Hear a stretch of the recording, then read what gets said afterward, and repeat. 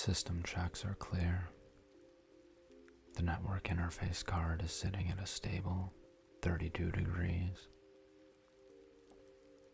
It's quiet up here on the 18th floor, completely detached from the asphalt. Down there, the rain feels like a threat, but from this vantage point, it's just a shifting texture on the glass. A liquid veil blurring the neon geometry of the lower sectors. Let's calibrate the optic array before the next transit window opens. The thermal lens needs a moment to adjust to the ambient temperature of the balcony glass. There we go. The deep blues and purples of the structural concrete are bleeding into view on the monitor. And then those sharp, brilliant blooms of white and orange. Heat signatures. Life moving through a cold matrix. Look right there, just past the spire of the Kinjiro Tower. And that's a luxury hover car, an Aurelia Elite, if the chassis silhouette matches the registry. Look at the thermal trail it leaves behind in the damp air, a bright, burning streak of exhaust that lingers for 3, maybe 4 seconds before the downpour washes away the heat. Let's log that one. Timestamps matter when you're building a pattern analysis for the board. They think they can slip through the upper currents unnoticed after hours. But everything leaves a trace. Every capacitor, every battery pack, every human body sitting behind tinted, reinforced plasteel. They all radiate. They all give themselves away to the dark. And the server rack behind me has this specific rhythm. Have you noticed it? It breathes in cycles. Every 90 seconds, the auxiliary fans spin up to clear the stagnant air, creating this tiny, melodic octave shift. It's almost musical if you listen long enough. A digital lullaby for a city that forgot how to sleep.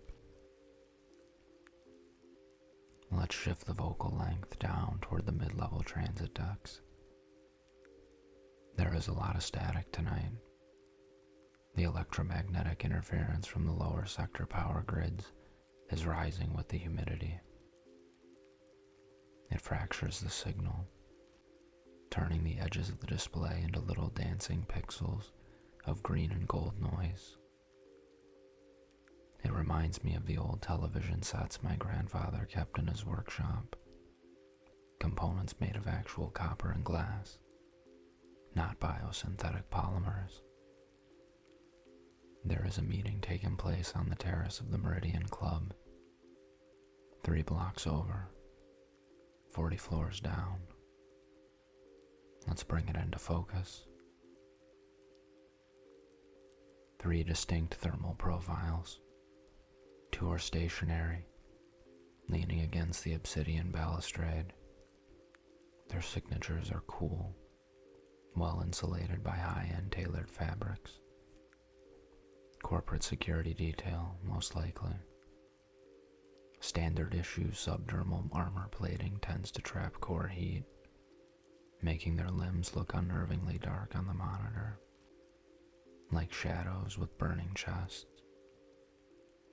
But the third profile, the third one is pacing, bright orange, high metabolic rate. Someone is nervous. Someone is handing over an encrypted drive, or perhaps a verbal clearance code. I could intercept the audio array if I align the laser microphone, but the rain-slick glass creates too much acoustic deflection tonight. Every droplet hitting the window acts as a tiny micro-lens, scattering the beam into nothingness. We will have to settle for the visual telemetry. The silent story. It's fascinating how much you can deduce simply by watching the displacement of heat. The way the nervous speaker just shifted their weight, the sudden flash of white near their jacket pocket as they pull out an unlinked COM pad. The display screen doesn't show up on normal cameras from this distance, but on the thermal track, it's a sudden, sharp square of absolute heat against the damp air. The data stream is uploading to the proxy server now. The little blue progress bar on my secondary terminal is just creeping along, percent by percent. 9, 10, 11. There is no rushing the archives.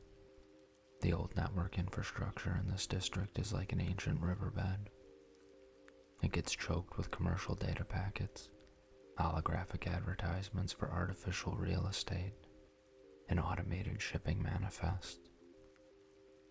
We just have to sit here, hovering above it all, waiting for our little sliver of truth to clear the pipeline.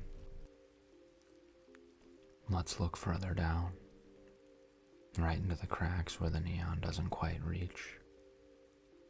Down in Sector 4, the heat profiles look different. They aren't sharp or isolated like the executives up here. Down there, the heat blurs together. It's a collective warmth. Steam vents rising from the industrial kitchens, the dense clustering of humanity under the canvas awnings of the night markets, the constant friction of a million lives overlapping in the dark. It looks like a glowing nebula trapped between walls of corrugated steel. Sometimes I think the city looks more alive from the bottom than it does from the penthouse. Up here, everything is pristine, but it's cold. The glass between us and the world is 3 inches thick. It filters out the smell of ozone, the sound of street-level sirens, the shouts of the vendors. It filters out the humanity. Another hover car, a heavy freighter this time, moving sluggishly along the northern shipping channel. Its repulsor coils are burning white hot on the screen. It must be carrying a massive payload, rare earth minerals for the fabrication plants, or maybe liquid coolant for the subterranean mainframes. I wonder who is piloting it. A machine, or someone trying to finish their shift before the morning curfew hits, watching the windshield wipers struggle against the downpour, just like I'm watching them. The data transfer is at 42% now, nearly halfway. The rain is getting heavier. The sound is changing.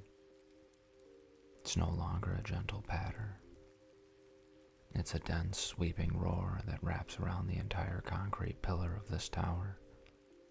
It isolates us completely. There could be nothing else left in the world right now except this room, this terminal, and the glowing grid below. Let the telemetry run itself for a moment.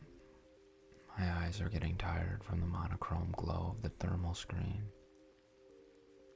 Everything begins to look the same after a few hours. You start seeing ghosts in the static, patterns in the random flickering of the neon signs. Look at that billboard across the plaza. It's an advertisement for a synthetic vacation destination, an ocean that doesn't exist, with waves programmed to break at perfect, mathematically soothing intervals. Even through the thermal lens, you can see the massive heat dissipation from the projection grid. It warms the rain as it falls through the light beam, creating a microclimate of warm mist just above the rooftops. An artificial paradise, warming a dying sky. And the server drone is dropping in frequency. The The download must be entering its final validation phase. The heavy processing is over. Now it's just organizing the fragments, checking the checksums, arranging the secrets into neat digital folders. 58%, 59%, and the city below is beginning to dim its peripheral grids.